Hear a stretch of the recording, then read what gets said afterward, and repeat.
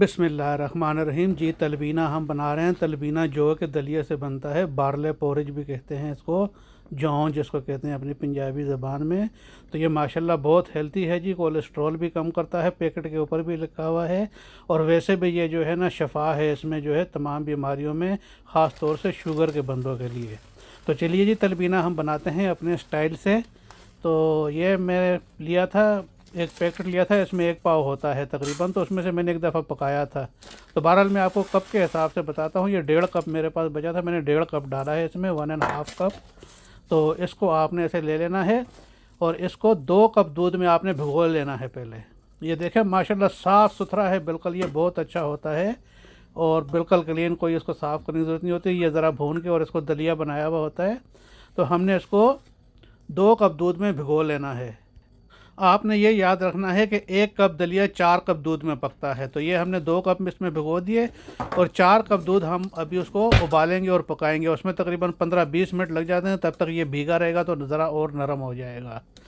तो माशाल्लाह जी बहुत अच्छी और बहुत ही सेहत अफ़ज़ा ख़ुराक है ये। रमज़ान में आप बनाएं और सहरी में खाएं तो इंशाल्लाह मेरा दावा है कि आपको पूरा दिन भूख प्यास नहीं लगेगी और आपको सुस्ती भी नहीं महसूस होगी, बिल्कुल आप चाक़ व चौबंद रहेंगे।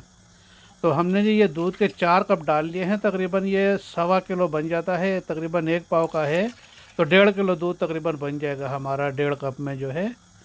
तो इसको अभी दूध को हमने पकाना है और ये ख्याल रखना है कि एकदम जो है ना दूध उबल कर 1 सेकंड के लिए आप ज़रा सा इधर उधर होते हैं ना तो फिर दूध गिर जाता है।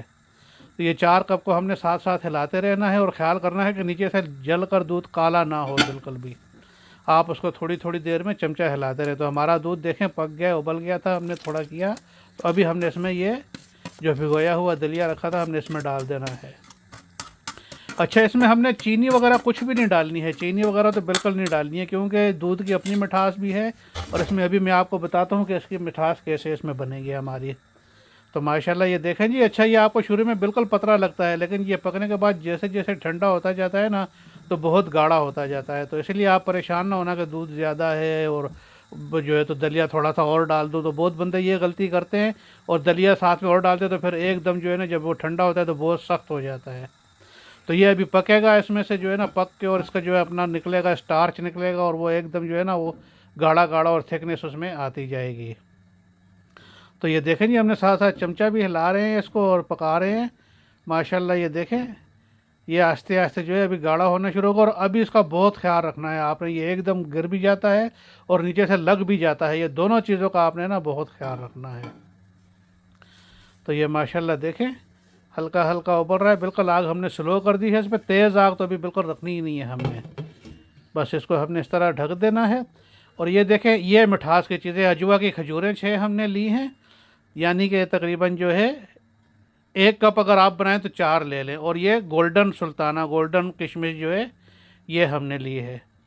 तो ये देखें जी हमारा बस साथ साथ हमने इसको भी हिलाते रहना है और अल्लाह पाक आप सबको सेहत और तंदुरुस्ती दे इंशाल्लाह। इस तरीके से आप बनाएं और बहुत ही मज़े का बनता है। तब तक प्लीज़ आप मेरे चैनल को सब्सक्राइब कर लें, लाइक करें और शेयर ज़रूर करें प्लीज़। तो अपने बहन भाइयों में, अपने प्यारों में आप शेयर करें, उनको बताएं कि ये एक हमारा भाई है और ये वीडियो डालता है अच्छी अच्छी, और इसको आप जो है तो सपोर्ट करें। तो ये जी हमने देखें जब तक जो है तो इसको रखा था हल्की, अभी ये देखें माशाल्लाह गाढ़ा हो गया। ये बुलबुले जब उठने शुरू हो जाए ना तो समझ ले कि पूरा उसने स्टार्च छोड़ दिया और पक गया है। और ये हमने खजूरें देखें इस तरीके से काट लिया, थोड़ी लंबी लंबी टाइप की ना, बीच में से गुठलियाँ निकाल कर इस तरीके से ये हमने इसमें डाल दी हैं खजूरें और किशमिश। ये अभी इसमें थोड़ी देर हमने पकाना है, 5-10 मिनट। तो ये खजूरों की मिठास और किशमिश की मिठास, बस यही हमने ओरिजिनल जो है ना कुदरती जो है अल्लाह पाक ने जो फ्रूट की मिठास दी है उसी से हमने इसको हल्का सा मीठा करना है बस। तो ये जी देखें हमारा तलबीना माशाल्लाह कितना प्यारा जो है।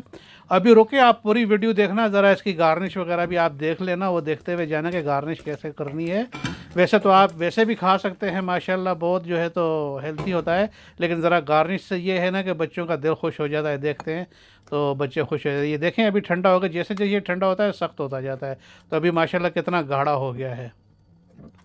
तो बस जी आप इसको ऐसे प्लेट में निकालें और माशाल्लाह ये देखें प्लेट मैंने निकाली है। अभी इसके ऊपर हमने गार्निश करनी है। ब्लूबेरीज़ थोड़ी सी ले लें आप, ब्लूबेरीज़ डाल दें इस पर। और थोड़ा सा जो है एक और चीज़ अभी मैं आपको बताता हूँ, ये देखें ये जो है खुबानी है, ड्राई खुबानी, ड्राई एप्रीकोट जो है उसके छोटे छोटे पीस काट के वो डाल दें, और ऊपर आलमंड फ्लेक्स डाल दें, और बस ये जी आपका तैयार है माशाल्लाह। अल्लाह पाक आप सबको सेहत तंदुरुस्ती दे, बच्चों की खुशियाँ दिखाए, और इस तरह से माशाल्लाह आप बनाएं और इन्जॉय करें। रमज़ान में ज़रूर बनाना आप, बस रमज़ान की आमद है, 1 महीना रह गया है, और अल्लाह पाक आप सबको सेहत दे। और बस आप मुझे भी दुआओं में याद रखना, मैं आपको दुआओं में याद रखता हूँ, और इंशाल्लाह बस ऐसे मज़े मज़े के खाने बस दुआ करें मैं बनाता रहूँ आपके लिए, और आप देखते रहें और बना के खाते रहें। तो चलें जी, इजाज़त चाहता हूँ, इंशाल्लाह मिलेंगे अगली वीडियो में। अब जो है तो मैं ज़रा इसको खाना शुरू करूँ, तो चम्मच ज़रा सही नहीं भरी है, चले मैं चम्मच ज़रा दोबारा भर लूँ, सही कर गए। ये माशाल्लाह देखें, इसमें थोड़ा एप्रीकोट नहीं आता, ज़रा एप्रीकोट भी डालना है। ओके जी, चले फिर इजाज़त चाहता हूँ, मिलते हैं अगली वीडियो में इंशाल्लाह। ओके, अल्लाह हाफिज़।